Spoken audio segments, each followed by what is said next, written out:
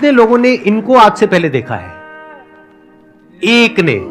तो आज आप देखने वाले हैं और समझने वाले हैं कि जोश टॉक्स के पीछे की जो टीम है, यानी कि जो फाउंडर्स हैं, उनकी क्या विजन थी कि जिस वजह से जोश टॉक्स इस लेवल पे पहुंच पाया जिस लेवल पे आज है। फर्स्ट ऑफ ऑल, हाँ। जब 2014 में हम जोश टॉक शुरू कर रहे थे, आपका the biggest motivational seminar ever was the most inspiring thing on the internet. And कई बारी हमने उसको शायद 5-6 बारी देख रखा है तब भी, और उसी की वजह से कहीं ना कहीं जोश टॉक हमने स्टार्ट किया था। अरे वाह, क्या बात है।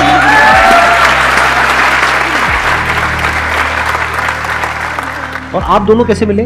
तो एक्चुअली हम लोग एक बर्थडे पार्टी पे मिले थे और वहाँ पे आपका डिस्कशन ये हो रहा था कि हम जोश टॉक शुरू करेंगे। देखो एग्जैक्टली देखो कितने कोई अजीब हो सकते हैं कि बर्थडे पार्टी पे भी 2 लोग मिल रहे हैं और यही डिस्कस कर रहे हैं कि हम लोग आई थिंक 20 साल के थे। तो ये क्वेश्चन सबके दिमाग में आता है राइट, कि करियर में आगे क्या करें, प्लेसमेंट्स के लिए बैठे या ना बैठे, खुद का बिजनेस शुरू करें या ना करें।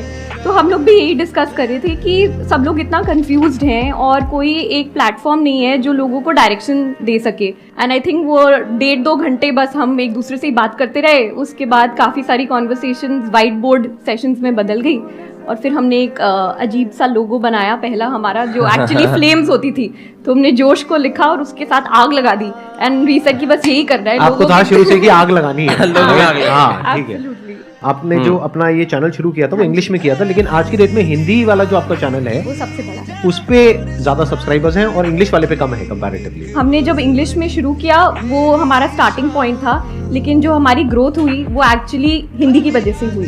फिर हमने 6 और रीजनल लैंग्वेजेस में लॉन्च किया, तो मराठी, तमिल, तेलुगु, मलयालम, पंजाबी, बंगाली। तो आज की डेट में जोश टॉक 10 लैंग्वेजेस में है। मुझे वो दिन याद है जो स्टार्टिंग वाले थे, इतना डर लगता था कि क्या कर रहे हैं, यूट्यूब चैनल बना रहे हैं। और तब यूट्यूब बड़ा नहीं था जैसे आज है, तो किसी को समझ नहीं आ रहा। हम घर पे भी बात करो, बोल रहे क्या कर रहे हो, मतलब ये क्या करने की कोशिश कर रहे हो। और जब स्पीकर्स को इनवाइट करना था तो बहुत ही फनी। तो हमारे फर्स्ट स्पीकर जिनको मैंने कोशिश की थी इनवाइट करने की, वो थे पापा सीजे, जो एक बहुत ही बड़े कॉमेडियन, स्टैंड अप कॉमेडियन है। तो सुप्रिया और मैं क्या करते थे, उनके सारे शोज देख के ना कहाँ पे शोज हो रहे हैं वहां चले जाते थे। अब टिकट लेने के पैसे तो थे नहीं, तो हम क्या करते थे, शो के बाहर वेट करते थे। तो हम 4-5 शोज गए। जो 5वें शो गए ना, वो हो रहा था साइबर हब में, और बाय चांस उस दिन उनका असिस्टेंट नहीं आया था। तो शो के बाद उनको अपना 1-2 बैग खुद उठा के लेके जाने पड़ रहे थे, और सुप्रिया में भाग के गए। हमने एक बैग पकड़ लिया और हमने बोला हम आपको गाड़ी तक ड्रॉप कर देते हैं, हम फैंस हैं। और वो 4 मिनट की वॉक में from the auditorium till dropping him to his car, we convinced him कि आप जोश टॉक्स में आके टॉप। क्या बात है।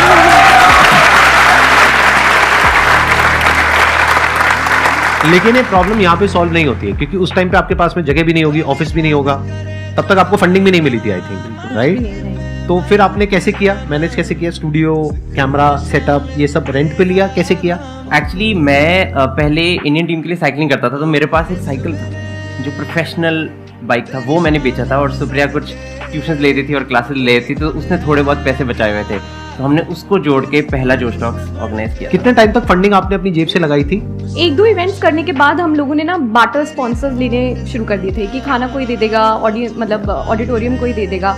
बट 2020 में हमने एक्चुअली अपना पहला फंड रेज किया था इंस्टीट्यूशनल कैपिटल से। और आपने शुरू कब किया था? 15 में इनकॉर्पोरेट किया था। 2015 में आपने शुरू किया था।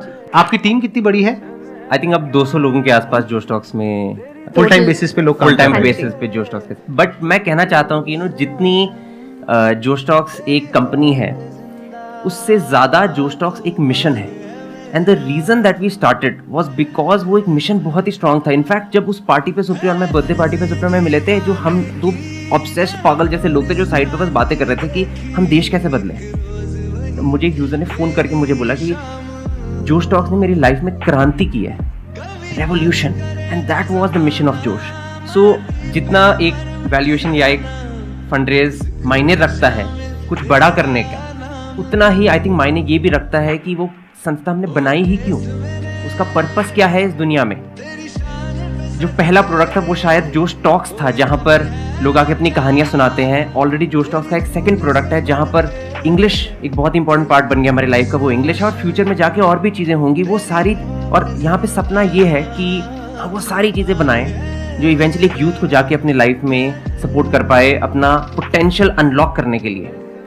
तो कहीं ना कहीं हम बोलते हैं कि जो इवेंचुअल ड्रीम है वो ये है कि 10 साल के बाद अगर एक सिक्योरिटी गार्ड का बेटा उसके फादर को बोले कि पापा मुझे लाइफ में कुछ करना है, all the security guard should need to tell his son is all you need is Josh in your heart and Josh on your mobile phone screen. Excellent.